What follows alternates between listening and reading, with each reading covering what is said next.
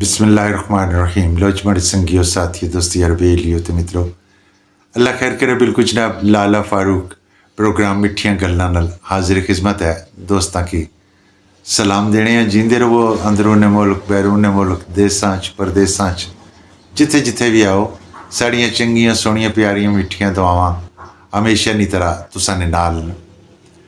दोस्तों मैं छोटे छोटे पैगामात हैं जेड़े तुसां की देना रहना और तुसां दोस्त बाब माड़ी हौसला अफजाई करने रहने हो।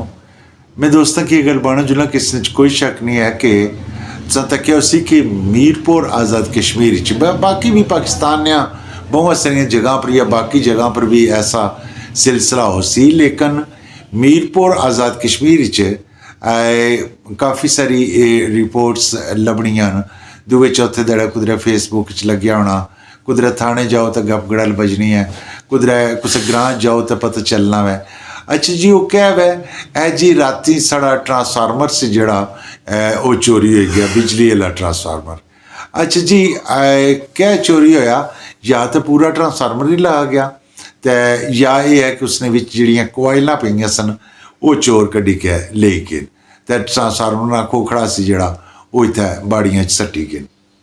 अच्छा जी कामन सेंस ने गल है कि पहली गल तो यह है कि जाहिर है कि वो आम जड़ा कोई चोर है जिस बंदे की उसने मुतल्लकीन यानी कि जड़ा ट्रांसफार्मर है उसने मुतलका जड़ा बंदा उसी उसकी पता हो सी कि नैट पेज के जो खोलना तो किस तरह करना, या वो वापटा या बरकियात ने दफ्तरों रिटायर्ड शुदा भी हो सकना वै या कोई मुलाजम मुलवस भी हो सकना वै। खैर ये तो तहकीकात जड़ियाँ ये तो डिपार्टमेंट जाना है तो या महकमा पुलिस जाना है। लेकिन हैरानगी वाली ये गल है कि मैं दोस्तों की गल बासा कि कर्मा लियो भी जिले सने घर बिजली बंद हुई है, चाहे दिहाड़ी बंद हुई है चाहे राती बंद हुई है, तो थोड़ी सारी हिम्मत करया करो, थोड़ी सारी कोशिश करया करो। टेलीफोन हर एक बंदे को मौजूद है, एवें तो तको तो पूरी पूरी दिहाड़ी बंदा टेलीफोन च उसकी फुर्सत ही नहीं लभनी। लेकिन तुम को मौजूद है मुतलका डिपार्टमेंट की फौरी तौर पर टेलीफोन करो कि साड़ी बिजली बंद है। इस गल्लै पर कियां टिके रहने जी की गल सुनो गवांढी करी छोड़ सना सही क्या हुआ आपे उन्ना जानी तय उस जानी नहीं जनाब। तुसा ना भी फर्ज है कि फौरी तौर पर महकमे को पूछो कि साड़ी बिजली बंद है, डिपार्टमेंट तुसा की दसी।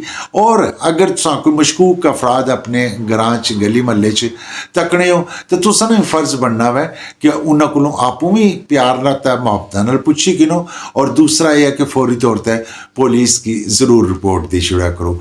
तो कोने जगदा असा हिस्सा तरह बिजली बंद हो गई है तो सारे अपने अपने सुते हुए हाँ, कुछ होश ही नहीं की तो ट्रांसफार्मर चुकन गया।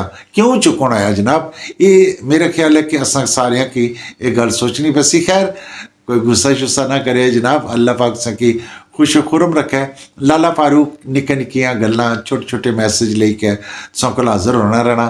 तो जनाब कदे प्रोग्राम कोई गलती कोताही गुस्ताखी होगी है तो माफ़ी चाहने जीने रहे हैं। फिर इंशाअल्लाह मलाठियाँ होसन, फिर मुलाकात होसन, निक्का जहा मौजू होर होसी बिल्कुल सिने नाल हाजिर होसा। दियो इजाजत, अल्लाह सोने नवाले।